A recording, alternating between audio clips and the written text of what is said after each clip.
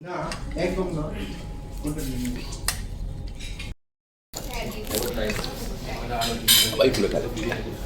খোলা উচিত আমার মনে হয়, কিছু হোক আর না হোক স্মৃতিগুলো থেকে যাবে।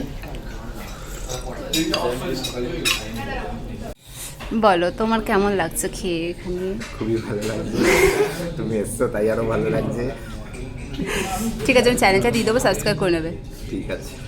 হ্যালো এভরিওয়ান, সো চলে আসলাম তোমাদের সাথে ছোট্ট একটা মিনি ব্লগ শেয়ার করতে।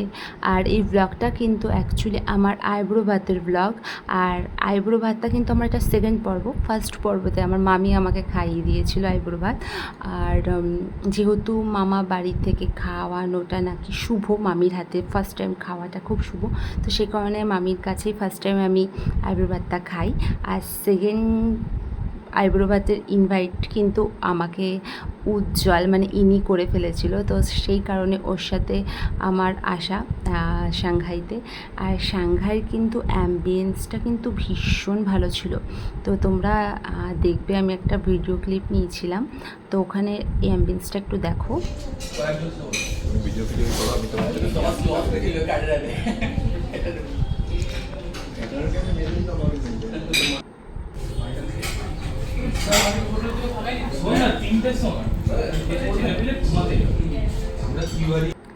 আইব্রো ভাতের খাওয়ার ফিলিংসটাই কিন্তু একদমই আলাদা। তুমি প্রত্যেক দিন বাড়িতে ভাত খাচ্ছ বা কোনো বাড়িতে নেমন্তন্ন করেছে সেখানে গিয়ে খাচ্ছ, সে ব্যাপারটা আলাদা। আর যখন তোমাকে কেউ বলবে যে আইব্রো ভাতের ইনভিটেশন, সেই ব্যাপারটাও কিন্তু একদমই আলাদা।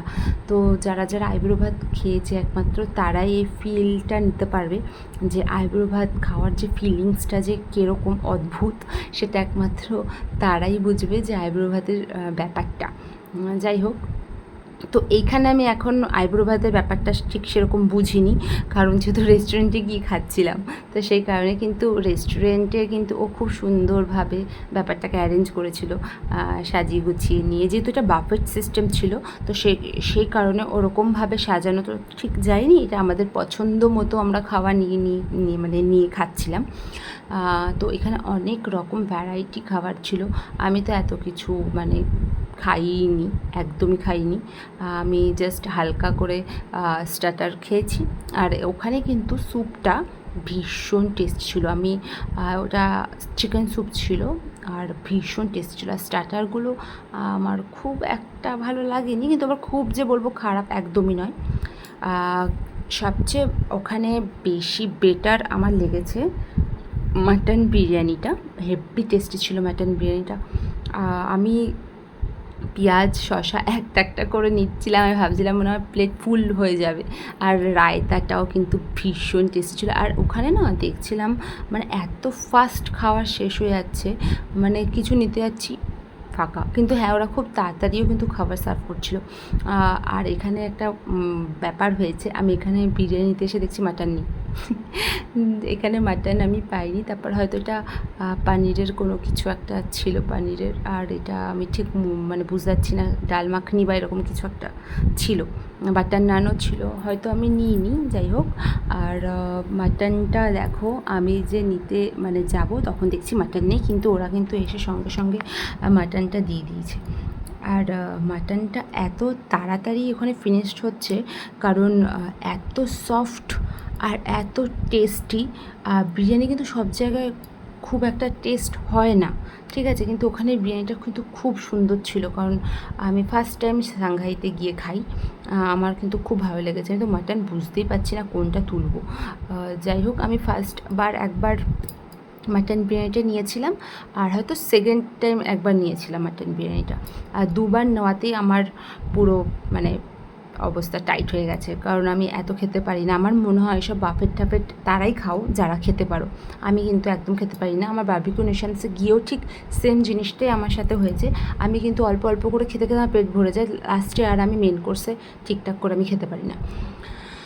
সো এরকমভাবে দেখতে পাচ্ছি মাটনটা, আমার যে কী ভালো। এখন আমার দেখে মনে হচ্ছে আমি এখন 1 প্লেট মাটন যদি পেতাম তাহলে এখন আমি বসে খেতাম। যাই হোক, এখন পাচ্ছি না মাটন, তাহলে আমাকে এখন অর্ডার দিতে হবে, সেটা সম্ভব না এখন, আমি একা। যাই হোক, তো ইনি কিন্তু কবার 3 বার বা চাট বা এরকম বিরিয়ানি চাই, আমি বলবো টাকা উঠবে। তো আমার মনে হয় যারা খেতে পারে তারাই যাও ভাই, বাপেকে আমার দারুণ খেতে। আমি ওকে এটাই বলছিলাম যে খাবার খুব ভালো। যাই হোক, তো ওখানে বসে তারপর আমরা ভাবছিলাম যে খাওয়া দাওয়া তো অলমোস্ট শেষের পর্যায়ে। আমার দেখো আমি আর পারছি না খেতে, লাস্ট ফিনিশড আমার খাওয়া। আর ওর সবে মনে হয় স্টার্ট হচ্ছে নাকি সেকেন্ড টাইম হবে, সেকেন্ড টাইম হয়তো বা থার্ড টাইম এরকম। তো আমি বলছি তাহলে চলো এবার কোথাও দিয়ে একটু ঘুরে আসা যাক, আমাদের পাশেই বারো মন্দির ঘাট আছে, তো সেখানে আমরা চলে যাই। যেহেতু টাইম ছিল আমাদের হাতে, তো ওখানে গিয়ে একটু ঘুরে ঠুরে ছবি টবি তুলে নিয়ে আমরা আসি। তো যাই হোক, ভিডিও আসবে টুকটাক, যখন আমার ভালো লাগবে, যখন আমি কোথাও যাব, যখন আমার ইচ্ছা হবে যে হ্যাঁ চলো ভিডিও দেওয়া যাক, তো দেবো।